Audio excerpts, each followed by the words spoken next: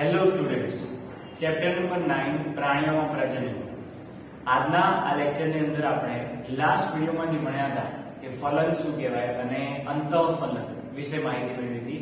આજના આ લેક્ચરની અંદર આપણે બાહ્ય ફલન શું છે, કયા પ્રાણીઓમાં આપણને જોવા મળે છે, પછી કે જે ગર્ભ છે એ કેવી રીતે રહેતો હોય છે, ભ્રૂણનું નિર્માણ કેવી રીતે થાય છે, એ બે ત્રણ ટોપિક્સ વિશે આપણે જાણવાનું છે. ઓકે, તો પહેલા આપણે શરૂઆત કરીએ એ માટે લાસ્ટ લેક્ચરમાં જે સમજ્યા હતા અંતઃફલન. દેખો, મનુષ્યની અંદર રાઈટ સ્ત્રીઓમાં જે અંડકોષ મુક્ત થાય છે રાઈટ, તે શુક્રકોષ અને અંડકોષ જ્યારે ભેગા થાય ત્યારે યુગ્મનજની સ્થાપના થતી હોય છે. બરોબર, એ થાય છે શરીરની અંદર. શું થાય છે? શરીરની અંદર ગર્ભાશયમાં. બરોબર, બીજી એક વસ્તુ આપણે સમજી હતી કે IVF ઇન્વર્ટો ફર્ટિલાઇઝેશન સિસ્ટમ, કે જે સ્ત્રી ગર્ભ રાખવા માટે સક્ષમ નથી અથવા તો બાળકને જન્મ આપવા માટે સક્ષમ નથી કોઈ કારણોસર, જે મેઇન કારણ આપણે સમજાતા એ હતું કે અંડવાહિની બ્લોક હોય તો અંડકોષ છે એ ગર્ભાશય સુધી કે જે ભાગ છે ત્યાં સુધી આવી શકશે નહીં. બરોબર, એના કારણે યુગ્મનજનું નિર્માણ નહીં થાય.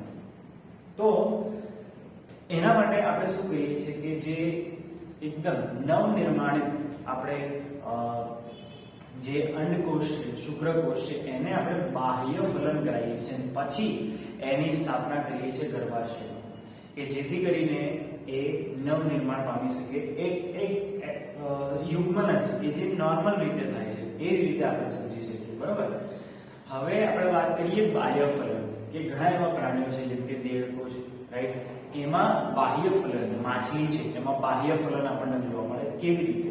દેખો, દેડકો અને માછલી આપણને ક્યાં જોવા મળે? પાણીમાં. તો આ પ્રાણીઓ શું કરે કે એમના જે તળાવ જે છે કે જો બી નદી છે એના કિનારા આગળ જે માદા છે એ શું કરશે? ઈંડા મૂકી દેશે. માદા શું કરી દેશે? અંડકોષ મૂકી દેશે. સોરી, હવે એ અંડકોષ ઉપર તરત જ જે પ્રાણીઓ, જે નર પ્રાણીઓ છે, નર દેડકા છે, શું કરશે? શુક્રકોષ મુક્ત કરી દેશે. એટલે અહીંયા શું થાય છે કે માદા જેમ અંડકોષ મુક્ત કરે છે તરત જ નર દેડકો શું કરે? શુક્રકોષ મુક્ત કરી દે. એટલે જે પણ શુક્રકોષ અંડકોષ સાથે ભેગા થશે ત્યારે યુગ્મનજ નિર્માણ પામશે. બરોબર, સમજો ધ્યાનથી કે બાહ્ય ફલન શું થાય છે કે માદા દેડકો છે એ શું કરે છે? બહાર એ અંડકોષ સ્થાપિત કરે છે. નર દેડકો છે બહાર શુક્રકોષ સ્થાપિત કરે છે. પછી જે નિર્માણ થાય છે ઈંડાનું એ થાય છે પાણીમાં અથવા તો એમ કહી શકો શરીરની બહાર. અને આ જે અંડકોષ શુક્રકોષ છે એ લાખોની માત્રામાં હોય છે. એવું નહીં કે 10 20 15 એવા, લાખો, મતલબ સેંકડોમાં, એમ કહી શકો તમે, બહુ બધા રાઈટ. એનું કારણ છે કે માની લો કે જે માદા દેડકા છે એમણે અંડકોષ મુક્ત કર્યા, નર દેડકા છે એમણે શુક્રકોષ પણ મુક્ત કર્યા, પણ બની શકે કે જે ફલન થવું જોઈએ એ ના થાય, જે જોડાવા જોઈએ એ ના જોડાય. કયા કારણોસર? પાણીનું વહેણ ચાલતું હોય છે. જે અંડકોષ મૂક્યા હોય એ પાણીનું વહેણ આવે ને બધા અંડકોષ વિસ્થાપિત થઈ જાય એની જગ્યાએ, અને એ જગ્યાએ જે શુક્રકોષ મૂક્યા હોય તો રહેવાના છે. તો આપણને જે જોવા મળે છે એ વસ્તુ, મતલબ કે જે યુગ્મનજનું નિર્માણ છે એ થવાનું છે નહીં.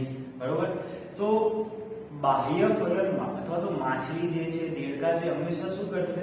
સેંકડોની માત્રામાં ઈંડા મૂકશે, મતલબ અંડકોષ મુક્ત કરશે. એટલે બાહ્ય ફલન એટલે શું થાય કે જે શરીરની બહાર થાય છે, શરીરની બહાર જે જોવા મળે છે એને આપણે બાહ્ય ફલન કહીએ છીએ. અને એના આધારે આપણે કે ભાઈ જોઈએ કે એ રીતે સજીવોનું નિર્માણ થતું હોય છે. બરોબર, નેક્સ્ટ વાત કરીએ આપણે કે સ્ત્રીની અંદર અથવા તો મનુષ્યની અંદર ભ્રૂણનો વિકાસ અથવા ભ્રૂણ જે ભ્રૂણ એટલે શું કે એક નવનિર્માણ યુગ્મનજ પછીનું સ્ટેજ, તમે એમ સમજો. દેખો, શું થાય કે અંડપિંડ માંથી જે અંડકોષ મુક્ત થયો એ અને શુક્રકોષ બંને ભેગા થશે તો યુગ્મનજનું નિર્માણ થાય. બરોબર, યુગ્મનજનું નિર્માણ એટલે શું કે આ રીતે શુક્રકોષ અને અંડકોષ બંને ભેગા છે. તો હવે શું થાય છે કે આ કોષનું કોષ વિભાજન થાય છે. શું થાય છે? કોષ વિભાજન. કોષ વિભાજન એટલે શું? અહીંયા સમજી શકો કે માની લો આ એક કોષ છે ઓકે, એનું વિભાજન થાય છે બે કોષોમાં, આ કોષનું વિભાજન થાય છે બીજા બે કોષોમાં. તો શું થાય છે, ધીરે ધીરે એ કોષો વિભાજિત પામતા થાય છે, એકથી વધારે કોષો બને છે, કોષોનો સમૂહ તૈયાર થાય છે. એટલે ધીરે ધીરે યુગ્મનજ એ આ અંડવાહિની મારફતે, આ જે આપણને દેખાય છે વાહન, એ શું છે, અંડવાહિની. તો અંડવાહિની મારફતે એ ક્યાં પહોંચે છે, ગર્ભાશયની અંદર. આ ભાગ કયો છે, ગર્ભાશય. ત્યાં આગળ શું થાય છે, ભ્રૂણની સ્થાપના થાય છે. ભ્રૂણ એટલે શું કે કોષ વિભાજન જે જોવા મળે, રાઈટ, જે બાળક જન્મ લે છે એની સૌથી પહેલું સ્ટેજ, શરૂઆતનું સ્ટેજ. યુગ્મનજ પછીનું સ્ટેજ એમ કહી શકો કે યુગ્મનજ નું જે કોષ વિભાજન થયું એ અહીંયા ગર્ભાશયમાં સ્થાપિત થયું. મતલબ કે આપણે સૌપ્રથમ યુગ્મનજ હતા અને એના પછી કોષ વિભાજન થવાથી આપણી જે રચના છે એ બહુકોષીય થઈ. તમને કીધું એકવાર કે જ્યારે કોઈ બાળક જન્મ લે ને તો એ બાળકમાં અને પુખ્ત વ્યક્તિમાં બાળકની અંદર 100 જેટલા હાડકા વધારે હોઈ શકે છે પુખ્ત વ્યક્તિની સરખામણીમાં. તો આ જે એક રચના તૈયાર થાય છે, આ શું છે, ગોળાકાર કોષોની રચના. ગોળાકાર કોષોની રચના આ રીતે એક યુગ્મનજ, અને ધીરે ધીરે જો અહીંયા તમને 1 2 3 4 5 6 7 8 9 10 11 આ તો મેં જસ્ટ ડ્રોઈંગ કર્યું છે, પણ જ્યારે માઇક્રોસ્કોપની અંદર જોવામાં આવે તો ઘણા બધા કોષો આની અંદર જોવા મળતા હોય. આ જ કોષોનું કોષ વિભાજન થઈને એક મોટી બહુકોષીય રચના એટલે કે બાળક જન્મ લેતું હોય છે. તમને ટેક્સ્ટબુકની અંદર પેજ નંબર 104 ઉપર 3 આકૃતિઓ આપી છે કે યુગ્મનજનું નિર્માણ અને યુગ્મનજમાંથી ભ્રૂણ કેવી રીતે તૈયાર થાય છે, ત્યારબાદ કોષોની જે ગોળાકાર રચના છે જેમાંથી એક મોટો સજીવ તૈયાર થશે, અને ત્યારબાદ આપ્યું છે કે ભ્રૂણનું ગર્ભાશયમાં સ્થાપન, કે ગર્ભાશયની જે દિવાલ હોય છે એની સાથે ભ્રૂણ ચોંટી જાય છે. મતલબ કે જે આપણા મધર હોય એ મધર જે પણ ન્યુટ્રિશન, જે પણ પોષણ મેળવે એ પોષણ એ ભ્રૂણ સુધી પહોંચે, અને એના કારણે જ આપણે જ્યારે જન્મ લઈએ તો એક આપણી જે આપણે મધ્ય ભાગમાં, અહીંયા પેટના મધ્ય ભાગમાં જે ઘૂંટી આવેલી હોય છે, તમને ખ્યાલ હશે, એ શું છે, આપણા મધર સાથે જ્યારે આપણે મમ્મીના પેટમાં હતા ત્યારે જે પોષણ મળે છે એ આપણને એના મારફતે મળે છે, ટ્યુબ દ્વારા જે કહીએ છીએ, બરોબર. તો એ જન્મ લે ત્યારે કાપી દેવામાં આવે, પણ જ્યારે આપણે મમ્મીના પેટમાં છીએ ત્યાં સુધી આપણને જે પણ પોષણ મળે છે એના મારફતે મળે છે, બરોબર. અને તમને એક આકૃતિ પણ આપેલી હશે કે જેમાં તમને દેખાય છે ગર્ભાશયમાં જે ગર્ભ છે, આકૃતિ 9.9 તમે જોઈ શકો છો કે જે ગર્ભાશયમાં ગર્ભ છે એમાં એક લાલ કલરની ટ્યુબ દેખાતી હશે કે જેને આપણે ડ્યુટીની જે ટ્યુબ કહીએ છીએ, નળી, એના દ્વારા આપણને બધું પોષણ મળતું હોય છે, બરોબર. અને એ જે સ્થાપના થાય છે એને આપણે ગર્ભ તરીકે ઓળખીએ છીએ. એ સ્થાપના થાય છે એને આપણે શેના તરીકે ઓળખીએ છીએ, ગર્ભ તરીકે ઓળખીએ છીએ.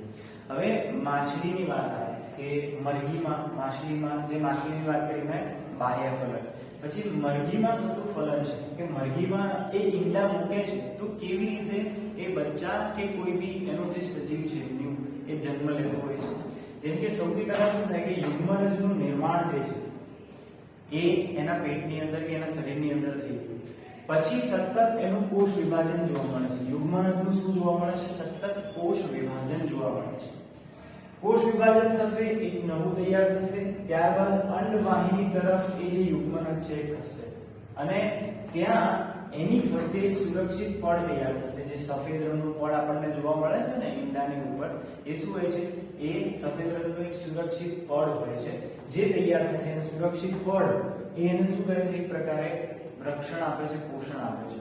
અને ત્યારબાદ જે ઈંડું તૈયાર થાય છે એને જે મરઘી છે બહાર સેવન કરવા માટેનું મૂકે છે, મતલબ કે એને સેવે છે, એને ગરમી આપે છે, એને એક અનુકૂળ વાતાવરણ તૈયાર કરે છે, અને એમાંથી બચ્ચું લગભગ 3 અઠવાડિયા જેટલો સમય લે છે. 3 અઠવાડિયા એટલે 21 દિવસ જેટલો સમય બચ્ચું જન્મ લેવાનો થાય છે. તો આમાં જે મરઘીમાં જે ફલન થયું એ તો શરીરની અંદર થયું, પણ જન્મ કેવી રીતે લીધો, ઈંડામાંથી. બીજા કેવા એવા પ્રાણીઓ છે કે જે ઈંડાને જન્મ આપે છે, તમે એની લિસ્ટ બનાવજો, બરોબર.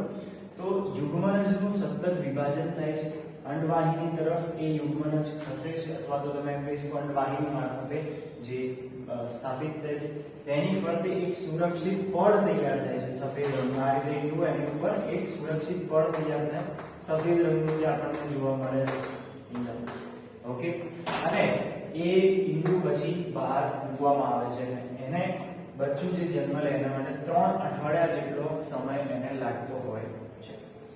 ઓકે, હવે આપણે અહીંયા બે વસ્તુ જોઈ કે એક તો મરઘી જે છે એ ઈંડું આપે છે અને માણસ છે એ શું કરે છે, સીધા બચ્ચાને જન્મ આપે છે, શિશુને જન્મ આપે છે. પ્રાણીઓ જે ગાય છે, ભેંસ છે, કૂતરું છે, બિલાડી સીધા બચ્ચાને જન્મ આપે. અમુક જે આપણે વાત કરી દેડકા છે, પછી માછલી છે, મરઘી છે, બધા શું કરે છે, ઈંડાને જન્મ આપે છે પહેલા અને એમાંથી પછી બચ્ચું તૈયાર થાય. તો એના આધારે બે પ્રકારના પ્રાણીઓમાં આપણે એને વિભાજિત કરી શકીએ.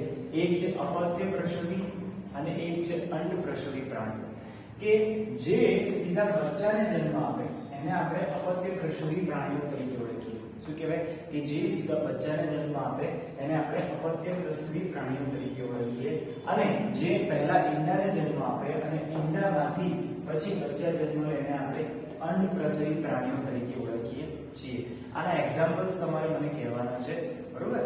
તો અપત્ય પ્રસવી એટલે સીધા બચ્ચાને જે જન્મ આપશે અને જે અંડ પ્રસવી એટલે જે સીધા ઈંડાને જન્મ આપશે એને આપણે કહીશું અપત્ય પ્રસવી અને અંડ પ્રસવી પ્રાણીઓ. બરોબર? એક ક્વિક રિવિઝન કરી લઈએ ફરીથી કે બાહ્ય ફલન એટલે શું? શરીરની બહાર જે ફલન થાય છે એ દેડકો છે, માછલી છે, એ શું કરે છે? સેંકડો માત્રામાં અંડકોષ મુક્ત કરે છે. તરત જ જે નર દેડકો હશે એ શુક્રકોષ મુક્ત કરશે. બંનેનું મિલન થશે તો જોડાણ થવાથી યુગ્મનજ તૈયાર થશે અને પછી આ રીતના ઈંડા તમને જોવા મળે છે. અને બીજી એક વસ્તુ કે આ જે ઈંડા છે એને એક જેલી આકારનું દ્રવ્ય હશે એ જાળવી રાખશે કે જેથી એની મજબૂતાઈ બની રહે અને રક્ષણ પણ મળે. બરોબર? ત્યારબાદ આપણે વાત કરીએ ભ્રૂણનો વિકાસ કે જે અંડપીંડમાંથી યુગ્મનજ છે ક્યાં પહોંચશે? ગર્ભમાં, ગર્ભાશયમાં અને ભ્રૂણ સ્થાપિત થશે એટલે સ્થાપિત ભ્રૂણ તરીકે આપણે ઓળખીએ.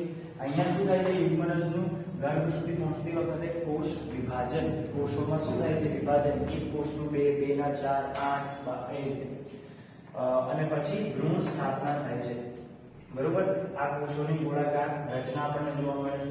મરઘીમાં શું થાય છે કે યુગ્મનજનું સૌપ્રથમ તો કોષ વિભાજન થાય, અંડવાહિની મારફતે એ ખસે છે અંડવાહિની તરફ અને એની ઉપર એક સુરક્ષિત પડ તૈયાર થાય છે કે જે ઈંડા સ્વરૂપે મરઘી બહાર મૂકે છે અને એમાંથી બચ્ચું આવતા કેટલો સમય લાગે છે? 21 દિવસ કે 3 અઠવાડિયા જેટલો તમે કહી શકો. અને પછી એવા પ્રાણીઓ કે જે અપત્ય પ્રસવી અને અંડ પ્રસવી પ્રાણીઓ છે તો કે જે બચ્ચાને જન્મ આપે એ અપત્ય પ્રસવી અને જે ઈંડાને જન્મ આપે પેલા અંડ પ્રસવી. આના પછીના લેક્ચરમાં આપણે હવે એક લાસ્ટ વિડિયો કદાચ મળશે, બરોબર? તો આઈ હોપ કે તમને ખ્યાલ આવ્યો હશે. જો કોઈ ક્વેશ્ચન હોય તો નોટ ડાઉન કરીને રાખો. હવે આપણે મળીશું નેક્સ્ટ લેક્ચરમાં. Thank you so much.